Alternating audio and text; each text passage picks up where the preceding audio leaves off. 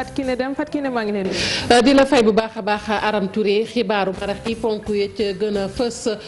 fitna bu am ca Mbuur diggante kon nappkat ya ak rek ñi nga xamante ni ñoom ñooy takk der ya am na ñu ca teg loxo am ñu ci jëlee ay gaañu gaañu yu metti ñoom waa Mbuur waa yooyu lank nag ne duñu fa tabax rek ñaareelu quai de pêche ba ca Mbuur loolee indi coow moo waral jëwriñ ñi nekk wàllug napp gi di sàkku rek ci kilifa yi yëngu ci wàllu politique foofu ak nag nappkat yi ñu daal di fexe ba déggoo ci seen biir lu ko may projet boobu soxal kon tabaxuk ñaareelu quai de pêche bu Mbuur daanu ko yóbbu feneen beneen ponk ci biir xibaar yi muy l'écho bi war a wutu franc CFA mu war a tàmbali weeru sulet atum 2020 coow li nag di wéy ci koppar yu yees yooyu nga xamante ni réew yi fare kon Afrique sowu jant te bokk xaalis ñoo ko fas yéene rek kon daal di am muy nag koppar bu yees loolu tax na ba nag ñenn seen xam-xam màcc ci wàllu ko comme ne ñoom yokkute lañu ci gis am na ñoo xamante ne nag ne nee nañ boo moyul nag loolee dina indi xaajaloo ci réew yu bokk UEMOA Sénégalais yi te seen gis-gis ci wàllu woowee gannaaw bu mu ñàkkee woon bakkanam ci ab accident muy Papis Gelongal tey nag ëttu attekaay bi daal dinay rek wax ci mbir moomee atte bi nag mooy kii di Sénat nag teg nañu ko rek ay daan koppar yu mu war a fay nag njirim yi mu fi bàyyi lu toll ci fanweeri million fukki million ak ñeenti mu war koo jox ki ñu naan Youssouf Kandé ak Moussa Mballo ñuy rakk ci kooke faatu beneen ponk ci biir xibaar yi siré bi ñu duppee nag Ventoline ñàkk na jamono jii ñuy wax ak yéen ci pharmacie yi doo dox ba gis ko fa te loolee nag ñi amee jàngoroy asthme di ko soxla ñenn ci pharmaciens yi nag am na ñu ca yëkkati ay kàddu di xamle ne loolee nag lu dëggu la waaye lu ñu war a def rek fii ci Sénégal mooy am li ñu naan industrie pharmaceutique mbokki ponk yaa ngi nii bu ngeen taaxirloo tuuti ñu yaatal xibaar yi.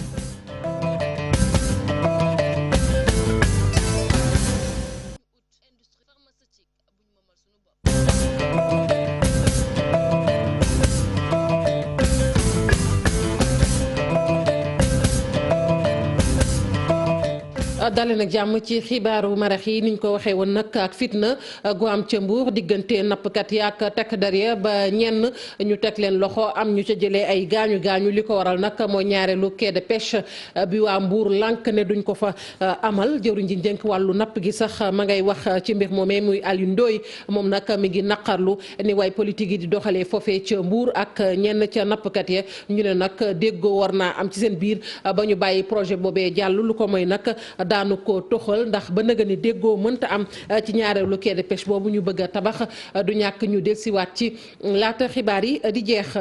ñu wax nag ci li ñu naan l'écho muy koppar bu yees bi war a rek kon wutu franc CFA war a tàmbali weeru sulet atum 2020 koppar yooyu nag nu ñu ko gisee ci espace UEMOA ñi seen xam-xam màcc ci wàllu ko comme am na ñu ca yëkkati ay kàddu gannaaw débat bi nga xamante ne nag ñi ngi ko doon amal ci rajo Futur Média ñoom nag jàpp nañ ne loolee daal ab yokkute la ñu ci jàngat Habib Faye moo dikk ak ñun ci débat boobu. franc CFA ECO moo koy wuutu fii ak juillet atum 2020 dëkk yi ngànk UEMOA ñoom dëggal nañ li ni mel ci kanamuk France dootul amatik ndogal ci li ñeel institution financière yu zone boobule waaye moom mooy ki kay garanti lile Alassane Dramane Ouattara xamle na que moom mi di njiitum réewum Côte d'Ivoire tax na itam ñi seen xam-xam màcc ci pàcc moomee yéey yàbbi. réserve de change bi maanaam luy garantir xaalis bi mooy devise yi ñu am si CFA bi bu ñu amee 100 francs de devise si suñu opération commerce extérieur yi fukki dërëm yi day toog France fukki yi ñëw fii. ni ñu koy weccee benn lay doon. donc ma jàmm amul lu ci kenn di war a tiit bokkut ak dévaluation dañu naan weccet wi daanu na ku amoon ñaar fukki dërëm léegi fukki dërëm nga am. Afrique sowu jant dana mën a xaatim li di histoire am rawatina bu ECO gannaaw juróom-ñaar fukki at ak juróom yoo xam ne ñi ngi jëfandikoo franc CFA gi tubaab gi moom waaye njëg li benn la ñoom juróom-ñetti dëkk yooyee nga xam ne ñoom ñoo nekk ci zone franc bu Afrique de l'Ouest ñoom dagg nañ lépp la leen ñeeloon ak réew France moo di trésor gi ak lii di banque gi léegi nag ñoom ñoo yor seen koppar yu bopp te France mi nga xam ne moom moo leen colonisé woon du ci def dara. fi ñu jëm dañ ko war a ñime doone France kat jógagu fi France de nii France du jóge fenn tant que ñu ngi nekk ci système international bi di jënd ak di jaay France du fi jóge. De toute façon monnaie boo gis xaalis boo gis dafa am quand même ay devises de référence ñun 75 ans d'accord monétaire munoo ko ñëw changer nii rek ne France ça y est mun nga dem ba faw et cetera non. ca atum 1945 la ñu sos lile duppee ko franc des colonies d'Afrique gannaaw ba nga xamante nit guerre mondiale gi jeex na waaye ca atum 1960 ca indépendance ya ci lañ ko duppee franc CFA muy franc de la communauté financière africaine tey jii soppi nañ tur wa tuddee ko ECO ba tax na dana commencé door ca atum 2020 ci mois de juillet. Directeur bu centrafricain pour le commerce et l'intégration régionale moom nag xelam dalul daal ci koppar bu bees boobu ñu duppee ECO moom nag la mu jàpp rek moo di ne yeesal yi ñu fas yéene indi nag du def rek lu dul xaajale réew yu sekk UEMOA ñu ànd ceeg Cheikh Diop mi demoon seeti ko. coppite koppar gi nag coow li ne combay li nga xam ne moom moo di gis-gis yi wuute lool. Cheikh Tidiane Dièye rafetluwul benn yoon lu nu mel moom mile di xam ne loolee amul benn intérêt. ñu bëri dañ koy def ci erreur mooy dañu naan ECO dañ ko créer pour mu remplacer CFA déedéet loolu amul. ECO bi nga xam ne moom moo tax ñuy jóg ECO la boo xam ne ñu ngi ciy liggéey depuis fukki at ak juróom CEDEAO moo ci liggéey du UEMOA te tey nag li ñu dégg Ouattara wax ko UEMOA la waxal ni UEMOA indi na ECO mu remplacer CFA waaye ECO bi mu indi moom bokkul ak bi nga xam ne bii boobu la CEDEAO liggéey. ci loolu itam muy daal di décrypter li nga xam ne moom moo di axe yu réforme yile. réew yi nga xam ne bu ñëpp parewul pour dugg ci ñi nga xam ne pare nañu dante ñaar lañu wala ñett dinañ ci dugg mais ñun li ñu doon xalaat mooy mu nekk réew yoo xam ne yi waa UEMOA danañ ci bokk waaye waa CEDEAO mu am yu ci bokk loolu du lu am donc. benn la ci boo xam ne bii sooxe la ñaareel bi moo di dañu ni léegi France ay représentants danañ ci génn dootuñu ci bokk dootuñu déposer 50% yoo xam ne mooy réserve de change foofu ca France loolu ECO mësu koo xalaat ni sax war na ko mën a def. beneen bi nag ñu ni dafay am parité fixe mooy li Ouattara wax ni benn ECO bu nekk dafay tolloo ak benn euro comme ni mu meloon ak CFA waaye ECO bi CEDEAO liggéey mësul doon loolu monnaie bu flexible la waroon doon boo xam ne bii. mu ngi mel ni monnaie wu réew yi Maroc am na monnaie Nigéria am na monnaie Ghana am na monnaie ñoo ñëpp seen monnaie day yéeg ak a wàcc ECO noonu la waroon mel warul méngoo benn yoon ak CFA donc ñoom bii ñu lancé naam dina leen arranger ñoom ci wàllu ñu avancé politique parce que am na contestation ci seeni réew bëgg nañu wane ni soppeeku am na mais en réalité non seulement soppeeku bu mag amul waaye li ñu def dafay yàq li CEDEAO doon liggéey te saboté nañu liggéeyu CEDEAO. fii ak ñuy xaar bile koppar daal di ñëw fii ci réew bu Sénégal nag li nga xam ne moom moo di franc CFA ba tey moom mooy wëy ci marché yi fii ak ñuy xaar dikkuk ECO ci atum 2020. dikkub ECO ci atum 2020 ñenn ci Sénégalais yi ni ñu ko jàngatee am nañu ci yaakaar ci koppar bu bees boobu waaye am na ñoo xamante ne nag xalaatee nañ neneen ndax li ñu gis rek mooy suñu réew noppi wuñu ngir yegg foofee Mouhamed Samba. ci sama jàngat gis naa ni lu war a mën a nekk la ko en fait doonul loo xam ne nii nag dina yomb dëgg la mais gis naa ni lu war a mën a nekk la. euro nag bañ ko yàgg a def il faut dëkk européen yëpp. dañ ko préparer ñun nag foog naa ne il faut ñu préparer ko dafa teel pour man nu ma gisee ak nu ma ko gisee dafa teel. CFA bi ñu tàmmoon utiliser bon xëy un bon jour du lendemain changé ñu ko wax dëgg yàlla dina xaw a doy waar trop. attention y a ce qui se cache derrière gars yi peut-être bàyyiwuñ ci xel mais ñun à chaque fois on est toujours colonisé à la France qu'on le veuille ou pas mais c'est ça qui existe. daanaka am na ñu wax ne bon tubaab bi ñoo ñu coloniser. donc ñoom war a mun a commander ñu mun a am monnaie boo xam dañu échange la monnaie nag échange la rek man nu ma ko gisee. mu ngoog juróom ñetti réew yi Afrique ñoo fas yéene kon jotee ci koppar bu yees boobu ñu fas yéene kon am atum 2020 muy ECO boobu nag dañuy daal di dellusiwaat ci taarixu franc CFA ci atum 1945 la woon tubaab yi daal di ñu koy indil loolee di wéy ba tey ñu ne nag loolu sax boo xoolee dafa mel ni kon Afrique mënutoon jóge rek ci wàllu colonisation fii lekk kon franc CFA bi mi ngi fi Aïssatou Paye moo dikk ak ñun ci taarix bi. ñaar fukki fan ak juróom-benn ci weeru décembre 1945 ci le franc CFA bi di suñu xaalis juddu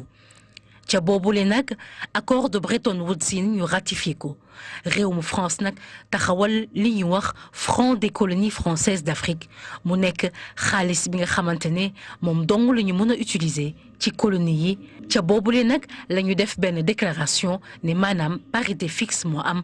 1 franc CFA mi ngi tolloog ak 1,7 franc français mu nekk nag ak xaalis ci fukk ak juróomeeli réew ci Afrique waaye ca indépendance yi nag mbir yi door di yëngu diggante 1960 jàpp 1973 ñeenti réew nag jóg taxaw ne ñoom ñi ngi génn ci accord monétaire yi le bokk na ci réewum Guinée ak réewum Mali ci Togo ki ñuy wax Sylvanus Olympio moom nag ne day génn ci zone franc bile ñu rey ko le 13 janvier 1963 ca boobule sax nag ñi ngi taxawal li nga xamante ne moo di ay statut yu banque centrale yu togolaise yoo xamante ne kenn dootu ko musati gis ba léegi. Sékou Touré ci atum 1960 moom nag mu promulgué ab réforme boo xamante ne day génn ci wàllum régime monétaire googule xeex yi bëri dëkk yi taxaw ne dañuy génn ci franc CFA waaye ba tey franc CFA bi di résister naam sax jot nañu dévaluer booboog léegi franc CFA bi ñaari dëkk rek ñoo taxawal ñoom ca boobule seeni xaalis muy Mauritanie ak Madagascar teewul ba tey activiste yi di jóg ku ci mel ne Kémi Séba jëlaat flambeau bi mu mel ne nag atum 2017 dafa nekk benn tournant activiste yi ak économistes yi gën di engagé wu manifestation yi ci ndaw yi fu ne nag ñu amal ko fa xeex gi bëri waaye teewul nag ñu gis ne éco bi judd na franc CFA bi nag de laaj gi samp nag mooy lan mooy coppite yi nga xamante ne xaalis bii di bees di éco te juróom-ñetti réew ndax ko partagé lan lay soppi ci doxalinu réew yi. Aïssatou Paye ñi ñoom ñi ngi sàkku ak coppite ci seenub kërub liggéeykaay boobu ñu duppee Sigelec ma nga ca diwaanu Thiès lu toll ci téeméer ak juróom fukk ci liggéeykat ña ngay wooteek wallu ndax ñaari at yoral nañ leen ko seenub payoor ñu ne jot na ñu jox leen ko moo waral tey ñu xëy amal ab doxub ñaxtu ci kanamu seen barabu liggéeykaay boobu Cheikh Anta Diop say latir ñaari at ak genn wàll yoo xamante ne jotuñu seen payoor ñoom ñëpp jamono yi ñu ngi ci chômage technique di sàkku nag ñu audité usine bi di Siselec tey defar ay batterie nekk booy génn Pout loolee la ñu yóbbu tey ji ci ab assemblée générale boo xamante ne ñi ngi ko doon amal ci buntu usine bi. wane suñu njàqare ak yaakaar bu tas bi nga xam ni direction Siselec moo ko teg travailleurs yi fiy liggéeyee direction bi daf ñu yóbboon chômage technique depuis janvier 2018 te ba mu ñu yóbbee chômage technique ba léegi. toll na ci ñaar fukki weer ak juróom benn te amul benn salaire boo xam ne jox nañ ñu ko ci ñaar fukki weer ak juróom benn yooyu ñoo ngi toog boobu ba léegi di xaar di taaxirlu mais situation bi changé wul. ba am na sax suñu benn collègue boo xam ni suñu borom moom na ko ndax lan ndax ñàkk xaalis bu mu fajoo audit bi moom il faut ñu def ko ala kulli xaal loolu moom exigence la parce que mënuñu nangu kër goo xam ni Sigelec muy benn ci Sénégal benn usine moo fi am buy defar pile ci Sénégal waxuma sax rek sous région bi Sénégal moom rek moo fiy defar pile moom am monopole boobu mënuñu nangu ñu toog di liggéey presque fanweeri at ñu jékki-jékki benn bés rek ñu ne ñu kër gi tëj na parce que xaalis amatu fi. Sigelec mévente bokk fa perte bokk fa lépp lu ñu mës a liggéey jaay nañ ko mësuñu tuuri pile. lu ëpp tuuru ñi nga xamante ni ñoom ñooy liggéey ci l'usine bi de nee nañ mënatuñoo dem ay seeni njaboot tas nañu nee nañ sax bu fekkee ne nag indiwuñ ci saafara dinañ indi yeneen i pexe. fukki fan ak juróom suñ ñu joxul suñu xaalis liñ ñu ameel ndakaaru lañ jëm ca direction générale ba toog fa def fa grève de la faim. liggéeykatu Sigelec yi nekk fii ci diwaanu Pout nag ñi ngi sàkku nag ci njiitu réew mi mu taxawu leen ndaxte sonn nañu ñaari at ak genn wàll amuñu payoor nee nañ sax njaboot yu bëri jamono yi tas nañ. njaboot yu bari it ña nga cay jafe-jafe fële ca Malick montagne la ñu koy wax li ko waral bokk na ci ñàkk kaaraange mbënn ma mbalitub mbëbës boobu askan wi ne mënatuñu doxub ñaxtu bi ñu bëggoon amal sax mujj la sotti waaye nag mujj nañu janoo ak taskatu xibaar yi Salif Sow.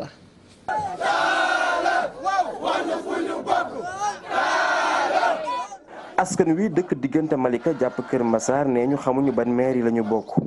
ndaxte ñaari maire yëpp a fay ñëw di laaj xaalis te kenn si ñoom ñaar bu ñu amee jafe-jafe du moom moo koy réglé ci wàllum géographie nee ñu Kër Massar lañ nekk waaye ci wàllum këyit ak wote Malika lañ koy defee. bureau de vote bi ñuy voté Malika la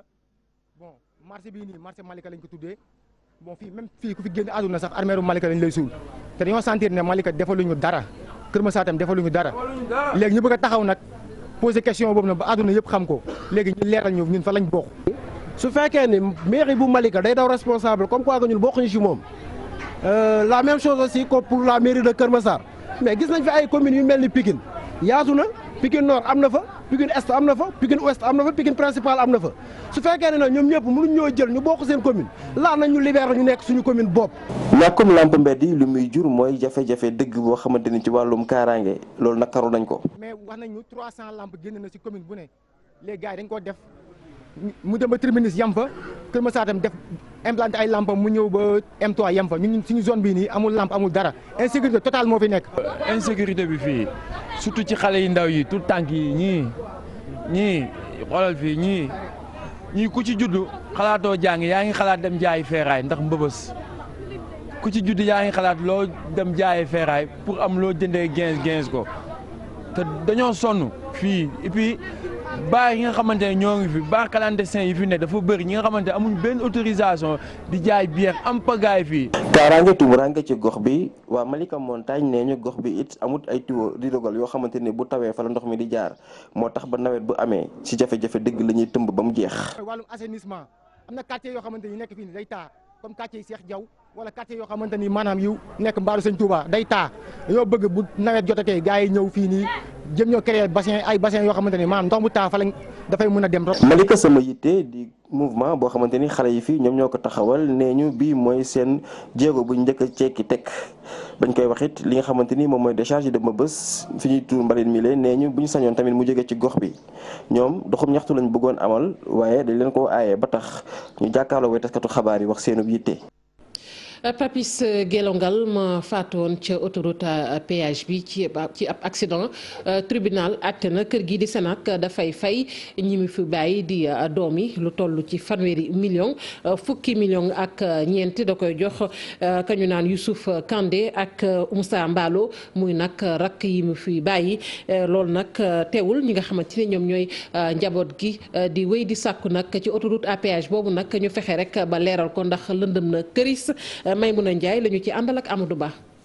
xaar bi yàggoon na loolu collectif bi nga xam ni ñoo fi toog di xeexal ñi nga xam ni ñooy woy jëfandiku yi ci autoroute à péage gannaaw bi nga xam ni Papis Gelongal ñàkk na bakkanam ci kaw accident bi mu fa amaloon juge bi daal di ñëw daal di condamné waa Sénac ngir ñu jox njabootu ndem si yàlla si fanweeri million ci suñuy koppar ki nga xam ni moo jiite boobule kuréel nee na lii dara la. combat bi nga xam ne tey famille bi jël na ko ak avocat bi parce que ñun mbokkoon nañu déposé woon nañu plainte mais ñoom ñoo ko porté jusqu'au bout ba yàlla may leen ndam ba ñu am tey fanweeri millions yi ñu teg ko ci table bi ñu ne dañ leen ko fay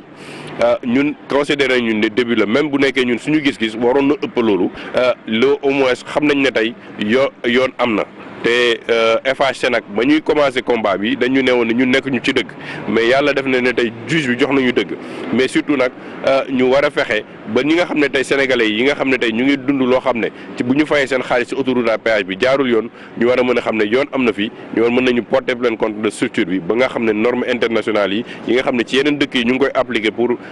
sécurité yi foofu ñu appliquer ko fii. ba tey ci décision boobu Youssouf Kandé ak Moussa Mbalo fukki million ak ñeent lañ leen war a jox loolu Cheikhou Oumar Sy nee na naam am nañ ko wante am na lu des. am na ay engagement yi nga xam ne tey état bi moo ko jëloon engagement yi ci éclairage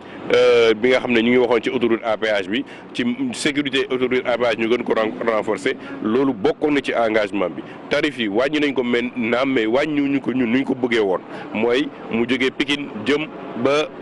Bargny mais loolu li may wax la combat la boo xam ne yemul ci benn ci dafa xaw a gudd kon lii déjà victoire la ci ñun. fileek juróom benn weer kon bokk ñu mën a xaar étude bi nga xam ni collectif bi def na ko laata loolu ñoom ñi ngi ñaaxaat nguur gi ngir mu sàmmonteeg ak i diggéem. sirop bi ñu duppi Ventoline nag dafa ñàkk loolee lu ñu nemmiku la ci pharmacie mat na ñaari ay bis ci tey sirop boobu nag ñi amee jàngoro asthme di ko jëfandikoo rawatina ak ñi am crise d'asthme suñuy naataango dem nañu ba yenn ci pharmacie muy nag lu fa dëggu waaye nee nañ bu ñu sañoon daal fii ci Sénégal daanu fexe rek ba jote ci li ñu duppee industrie pharmaceutique su ko defee dootuñu am benn jafe-jafe ci yenn ciy garab Maguette Soirée Diallo Jafara Ba.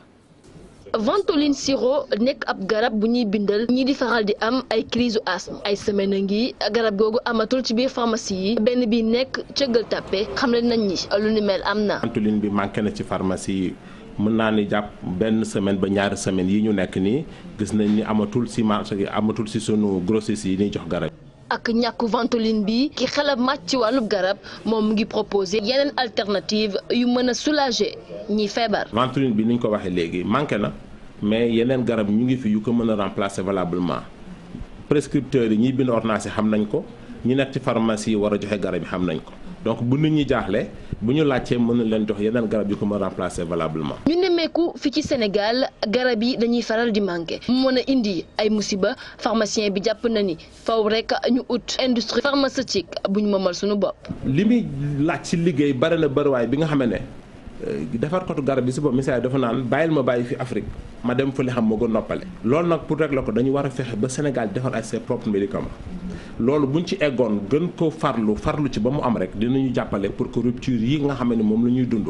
de temps en temps mu wàññeeku bu baax a baax. Sénégal li muy représenté marché pharmaceutique mondial dépassé wul 1% nekk ab pourcentage bu néew ngir mën a indi fournisseurs yi situation boobu cas d'urgence médicale bu amee ñàkk garab bu metti mën na am lu ni mel nag war na tax ba ñu woon see indi ay saafara ci nu mu gën a gaawee.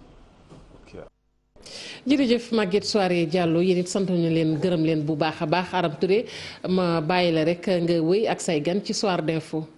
jërëjëf Fatou Kiné